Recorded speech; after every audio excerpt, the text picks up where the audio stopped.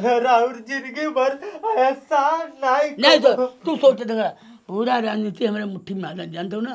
बड़ा प्रधानी कोर्ट खरीद लानी तू कहता हम वित्त मंत्री बना दें रक्षा मंत्री बना दी प्रधानमंत्री मुख्यमंत्री जो उनका है तो बाहर जाए पड़े लेकिन नहीं हम बाहर नहीं जाए। ए प्रधान जी हाँ। यही कोनो काम हम देखी ना। यही खातिर ऐसा कर इनके हम चौकीदारन के एसो बना देते क्या बोला तूने?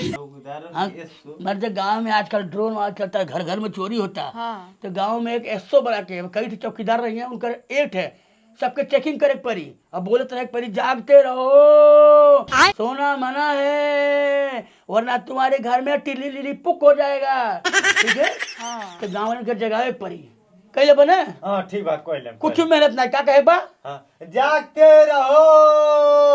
जागते रहो नहीं तो टिली लिली पुक करके कोई भाग जाएगा।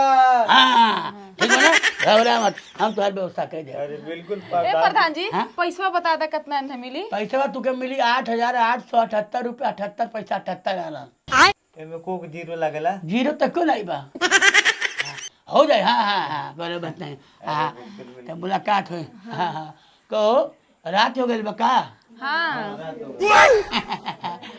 ठीक बा चलते हैं फिर आयो। चलिए प्रधान जी कितना प्रधान जी बड़ा सुनर बना ना जनता के भलाई चाहता बहुत अच्छा सोचल है। अब तू चुपचाप काम करिए जन प्रधान जी बतैले बाटे। एकदम मेहनत लगा के काम। हाँ। जागते रहो जागते रहो।